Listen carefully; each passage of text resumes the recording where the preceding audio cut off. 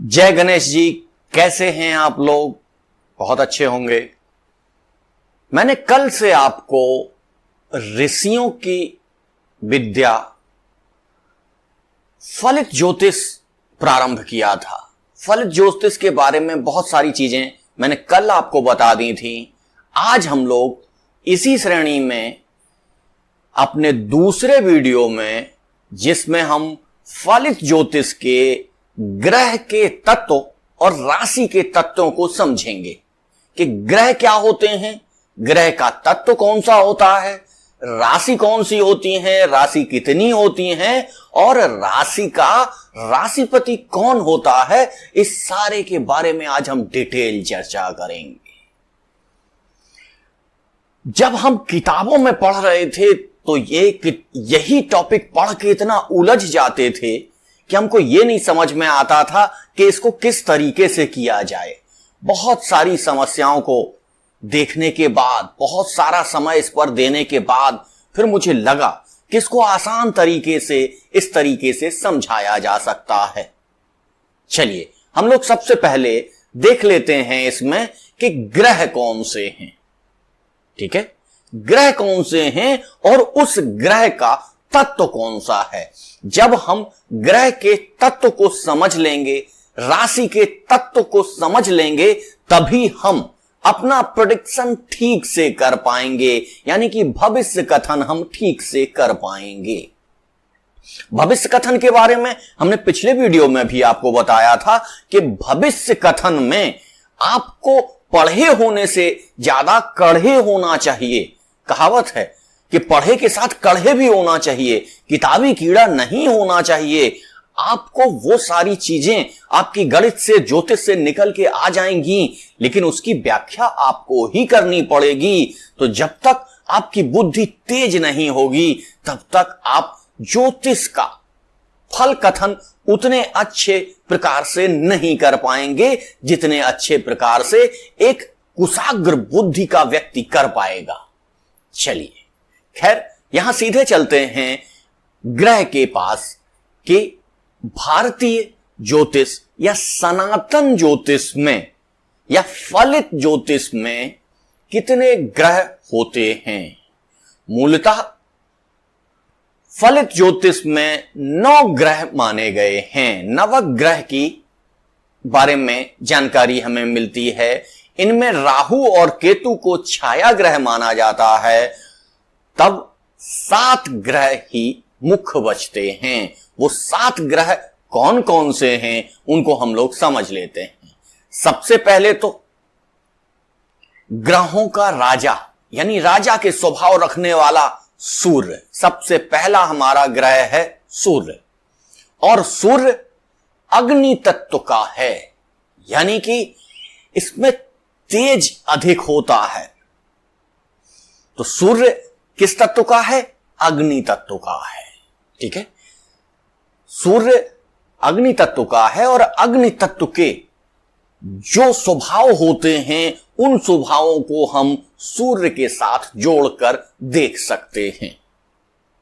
यहां अगर हम वो अग्नि के तत्वों के विशेषताएं बताने लग जाएंगे तो इतने सारे वीडियो बन जाएंगे जिसमें आपको बहुत सारी दिक्कत आएगी। इसलिए आप समझ लीजिए कि सूर्य अग्नि तत्व का है। तो यानी कि अग्नि तत्व की जितनी भी विशेषताएं हैं वो सारी विशेषताएं सूर्य के अंतर्गत लागू होंगी, सूर्य में उनको लागू किया जाएगा। ठीक है, चलिए, वैसे भी आप लोग पढ़े लिखे लोग हैं, आप आसानी से इसको समझ जाएंगे। दूसरा हमारा ग्रह है चंद्रमा। चंद्रमा जो जल तत्व का है। किसका है? जल तत्व का।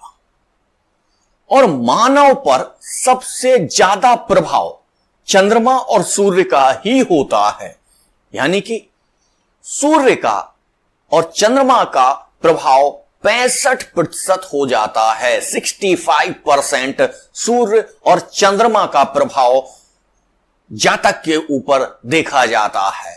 चंद्रमा चूंकि पृथ्वी से सबसे नजदीक है, इसलिए चंद्रमा का प्रभाव व्यक्ति के ऊपर सर्वाधिक देखा जाता है। चंद्रमा क्या है? मन। तो यदि व्यक्ति का मन दूषित हुआ, पीड़ित हुआ, तो निश्चित तौर से कहीं ना कहीं व्यक्ति बहुत अच्छे अच्छे योग होने के पश्चात भी उनका रिजल्ट नहीं ले पाता है इस चंद्रमा के दूषित या पीड़ित होने के साथ।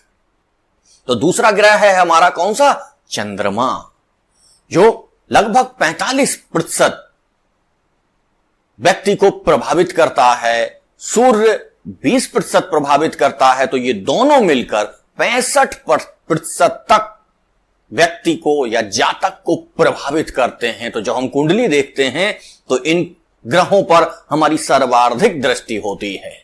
चलिए हम चलते हैं अपने तीसरे ग्रह पर। तीसरा ग्रह है मंगल। मंगल को सेनापति भी कहा जाता है। क्या कहा जाता है? सेनापति भी कहा जाता है। और यह भी सूर्य की भांति अग्नि तत्व का है। यह किसी से डरता नहीं है। सेनापति क्या होता है?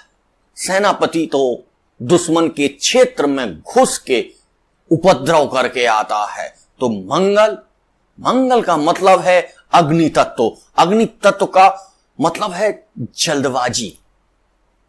मंगल के साथ जल्दबाजी जुड़ी हुई होती है और अग्नि तत्व का होने के नाते ये अपने प्रभाव को दुश्मन के क्षेत्र में भी दिखा कर आता है। चलिए अगला जो हमारा ग्रह है वो है बुध। बुध जो पृथ्वी तत्व का है, इसका तत्व कौन सा है? पृथ्वी तत्व है। और पृथ्वी तत्व के साथ साथ इसे राजकुमार भी बोला जाता है।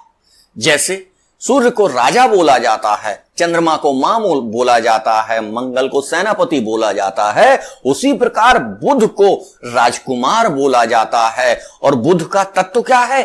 पृथ्वी तत्व है। कौन सा तत्व है? पृथ्वी तत्व है। अब हम चलते हैं देवगुरु बृहस्पति के पास। देवगुरु बृहस्पति, ये मान लीजिए कि कुंडली के सर्वाधिक शुभ ग्रह हैं ये। और यदि देवगुरु बृहस्पति जहां बैठे हों, जहां दृष्टि डाल रहे हों, वहां तो अपरंपार कर देते हैं ये। देवगुरु बृहस्पति आकाश तत्व के हैं। किसके हैं? आकाश तत्व के हैं। देवगुरु बृहस्पति का तत्व है आकाश। क्योंकि देवगुरु की जब हम बात कर रहे हैं तो इसलिए अगला नंबर आता है दैत्य गुरु शुक्र का, शुक्राचार्य का। यानी कि अगला जो हमारा ग्रह है वो है शुक्र। और इसका तत्व क्या है? जल तत्व है। क्या है? जल तत्व है। और हमारा जो अगला ग्रह है वो है शनि।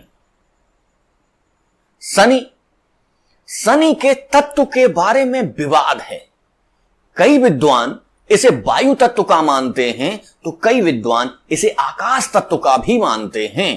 तो वायु तत्व का है शनि या आकाश तत्व का है, इसे हम लोग समझ लेते हैं कि वायु तत्व में क्या होता है? वायु कभी धीमी चलती है, कभी तेज चलती है। तो यानी कि वायु को आप जो दें वो उसी तीव्रता से आपके पास वापस आएगा, उसी रूप में वापस आएगा, ये निश्चित नहीं है। लेकिन आकाश तत्व में यह होता है कि जिस चीज को आप आकाश को समर्पित करें, आकाश उसी रूप में वो वापस कर देता है। और शनि का स्वभाव क्या है? शनि एक न्यायाधीश हैं। क्या हैं? शनि एक न्यायाधीश हैं। जैसे कर्म आप करेंगे उसी प्रकार का फल वो आपको दे देते हैं। तो कहीं ना कहीं ये आकाश तत्व के ज्यादा प्रतीत होते हैं। लेकिन इस विवाद में ना पड़ते हुए हम लोग आगे चलते हैं। बाद में कभी मौका मिलेगा तब हम इनके तत्व के बारे में विस्तार से चर्चा करेंगे। तो ये 7 ग्रह हो गए। अब हम चलते हैं राहु और केतु के पास। राहु और केतु दोनों ही वायु तत्व के हैं। किस तत्व के हैं? वायु तत्व के हैं। इसके पश्चात हर्षल, नेपच्यून, प्लूटो, ये 3 ग्रह हैं जिनकी चर्चा हम फलित ज्योतिष या सनातन ज्योतिष में नहीं करते हैं। सनातन ज्योतिष में हम इन्हीं नवग्रहों के साथ चलते हैं। ठीक है, हमने इन 9 ग्रहों को समझा, उनके तत्वों को समझा। इनको याद रखिएगा, तत्वों को, ये तत्व याद रखने बहुत आवश्यक हैं, क्योंकि जब आप किसी कुंडली को देखेंगे, उसका फल कथन करने जाएंगे, अगर आपको उस ग्रह का तत्व पता नहीं होगा तो कहीं ना कहीं फल कथन में आप मिस्टेक कर जाएंगे, और ऐसी मिस्टेक आपको समस्या में डाल देगी। लोग कहेंगे सर उनका तो फल कथन ठीक ही नहीं आता है। तो ज्योतिष के क्षेत्र में फल कथन का जितना महत्व है उतना अन्य किसी चीज का नहीं। ठीक है, तो इस समय हमने देखा ग्रह और उनके तत्व। अब हम लोग सीधे चलते हैं राशि पर। राशि क्या होती है, पहले तो समझ लीजिए कि राशि होती क्या है। राशि आसमान में कुछ तारे बने होते हैं, उन तारों से जो एक आकृति बनती है उसे हम क्या कहते हैं, राशि कहते हैं। यानी कि बहुत सारे तारे मिलकर एक राशि का निर्माण करते हैं। जैसे मेष राशि, यानी कि जब आसमान में हमारे ऋषियों को, मुनियों को एक विशेष आकृति दिखाई दी तो उन्होंने उस राशि का नाम मेष रख दिया। इसलिए सीधा सा अर्थ है कि राशि का अर्थ है संग्रह, यानी कि बहुत सारे तारे मिल रहे हैं, बहुत सारे, या इसको आप कह लीजिए घरिया भाषा में या लोकल लैंग्वेज में इसको कहेंगे ढेर।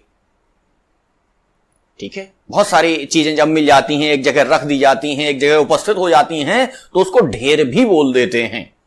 तो इसको ढेर भी बोलते हैं। यानी राशि का अर्थ क्या हुआ, राशि जैसे हम लोग कहें कि राशि क्या है, तो वो 2.25 नक्षत्रों से बनने वाले ढेर को राशि कहते हैं। अब यहां समझ लीजिए कि भारतीय ज्योतिष में नक्षत्रों का बहुत महत्व है। नक्षत्रों का बहुत महत्व है, और प्राचीन काल में केवल नक्षत्रों को ही देखा जाता था। परवर्ती युग में नक्षत्रों के बाद राशियों को भी देखा जाने लगा। यानी कि नक्षत्र कितने होते हैं, 27 नक्षत्र होते हैं, और एक अभिजित नक्षत्र को और जोड़ दिया जाए तो 28 नक्षत्र हो जाते हैं। कैलकुलेशन में दिक्कत आ रही थी, स्थितियां बिगड़ रही थी, तब परवर्ती काल में राशियों को जगह दी गई और वो राशियां यहां पर उपस्थित हुई। तो भारतीय ज्योतिष में नक्षत्रों का बहुत महत्व है, और नक्षत्र जो राशियां बनती कैसे हैं, 2.25 नक्षत्रों से मिलकर एक राशि बनती है। अब 2.25 नक्षत्र कैसे होते हैं, जब हम नक्षत्र पढ़ाएंगे आपको तो डिटेल आपको समझाएंगे किस तरीके से नक्षत्र बनते हैं और कितने कितने भाग किन किन राशियों में होते हैं, और प्रत्येक नक्षत्र का स्वामी कौन होता है। ये बेसिक चीजें हैं, यदि आपने एक बार ये समझ ली तो आपको दोबारा समझने की आवश्यकता नहीं पड़ेगी।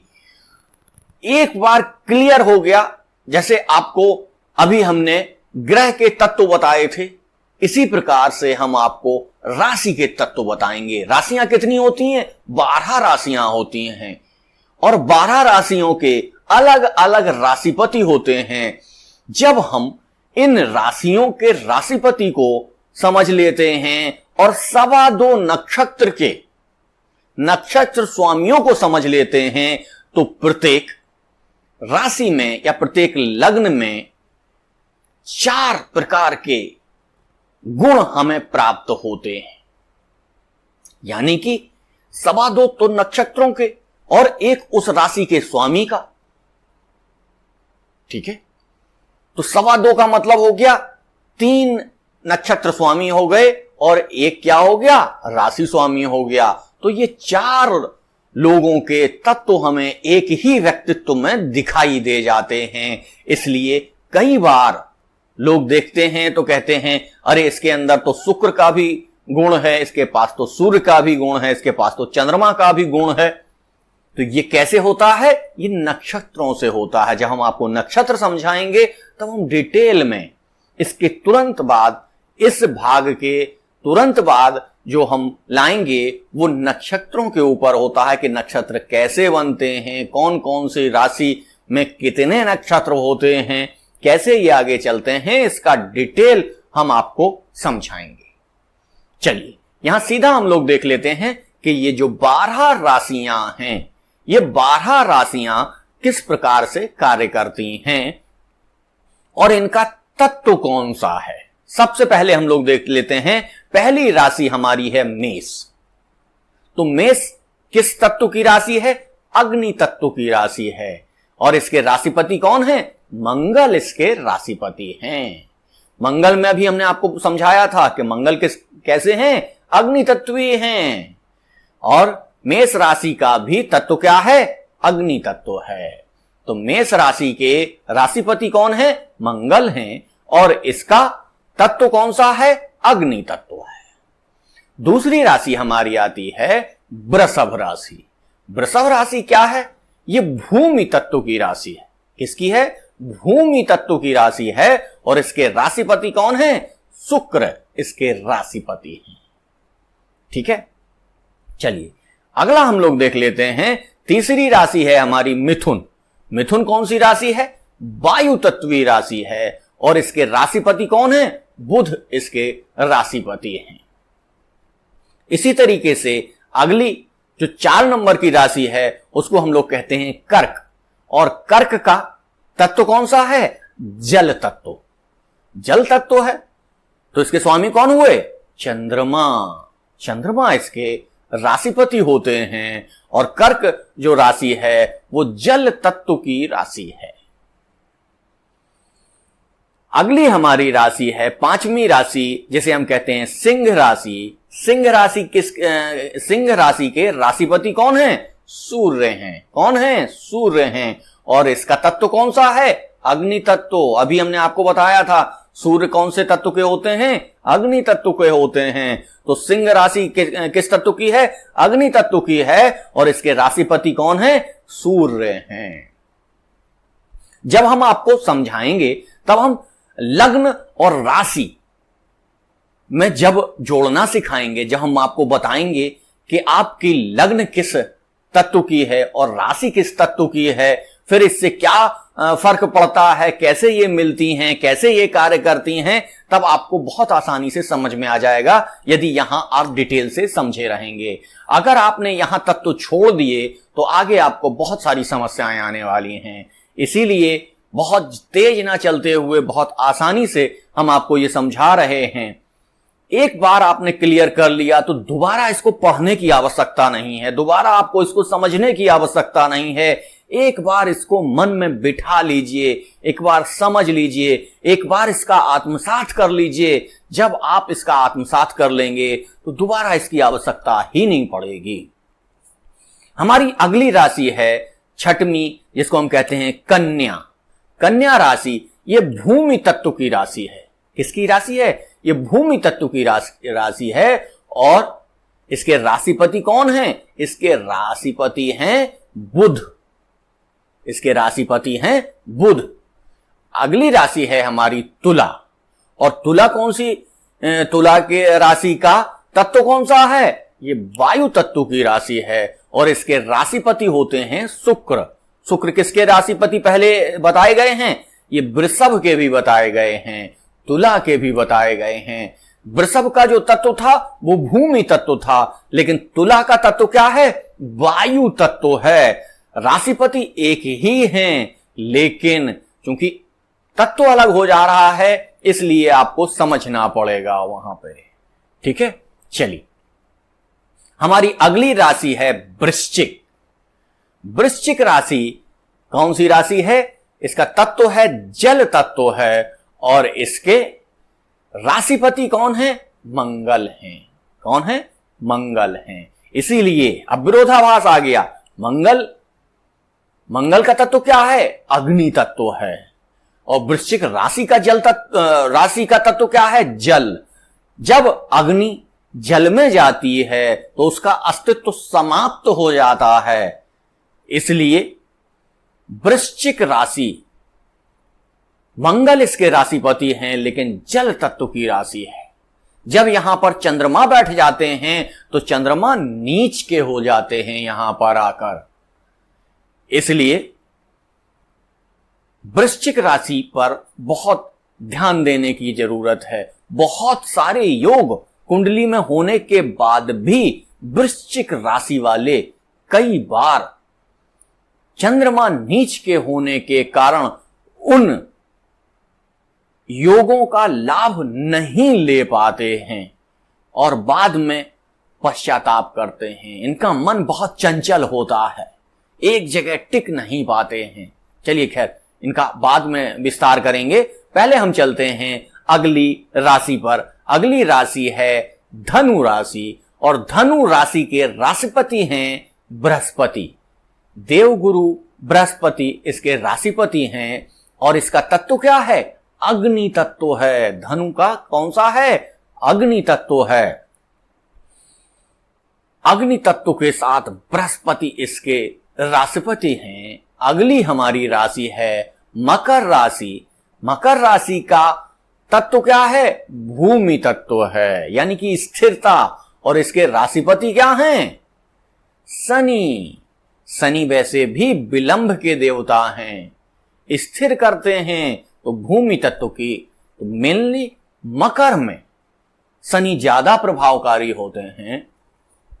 हमारी अगली राशि है कुंभ। कुंभ के राशिपति भी शनि होते हैं, लेकिन यहां पर कुंभ का तत्व क्या है? वायु तत्व है। शनि का भी तत्व क्या है? वायु तत्व। यानी कि कभी वायु तत्व बताया जाता है, कभी आकाश तत्व बताया जाता है, लेकिन वायु और आकाश तत्व के गुण बहुत सारे मिलते जुलते हैं। इसलिए बहुत ज्यादा विवाद में हमें यहां नहीं पड़ना है। हम लोग सीधे चलते हैं मीन राशि पर। मीन राशि यानी मीन राशि के जो राशिपति हैं वो हैं देवगुरु बृहस्पति। और ये आखिरी ऐसी राशि है जिसका तत्व है जल तत्व। कौन सा तत्व है? जल तत्व है। इन सारी चीजों को आपको याद रखना पड़ेगा। अगर इनको आप याद नहीं रखेंगे तो आपको फल कथन में बहुत दिक्कत आएगी। जब आप किसी का भविष्य बता रहे होंगे, किसी के बारे में चर्चा कर रहे होंगे, यदि आपको इन सारी बेसिक का नॉलेज नहीं होगा तो निसंदेह आप कहीं ना कहीं दिक्कत में पड़ सकते हैं। आपके सामने समस्याएं आ सकती हैं।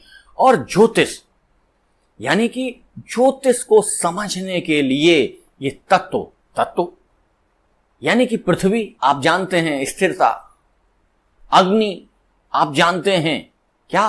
तेज। जल तत्व यानी शीतलता, वायु तत्व यानी कि गतिशीलता, ये सारी चीजें आप जानते हैं। इसलिए इन तत्वों को समझाने के पश्चात हम बहुत ज्यादा इसके डिटेल में नहीं जाएंगे। हां, एक चीज और, कई जगह आपको बहुत सारी अलग अलग जानकारियां, नई नई जानकारियां मिलेंगी, लेकिन जानकारी वही जो आप ठीक से समझ सकें। यानी कि अगर आप किसी जानकारी को ठीक से नहीं समझ पा रहे हैं, नहीं ग्रहण कर पा रहे हैं, तो उस अधिक जानकारी का क्या लाभ? यदि आप कम जानकारी के साथ ग्रहण कर पा रहे हैं चीजें, इसीलिए मैं वीडियो बहुत बड़े नहीं बनाता हूं, छोटे छोटे वीडियो बनाता हूं, जिससे कि हमारे दर्शकों को ठीक से समझ में आए।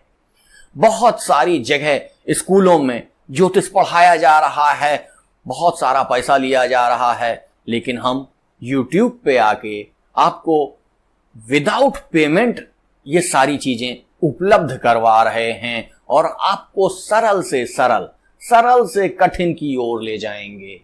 धीमे धीमे आपको समझाएंगे, धीमे धीमे चीजों को लेकर चलेंगे। हाँ, यदि आपने हमारे चैनल को सब्सक्राइब नहीं किया है तो प्लीज इसको सब्सक्राइब कर लीजिए। वीडियो पसंद आया है तो इसे लाइक कर दीजिए। और यदि आप चाहते हैं कि ये ज्यादा से ज्यादा लोगों तक पहुंचे तो इसको शेयर कर दीजिए। आज का टॉपिक यहीं तक। कल नए टॉपिक के साथ पुनः उपस्थित होऊंगा। जय गणेश जी।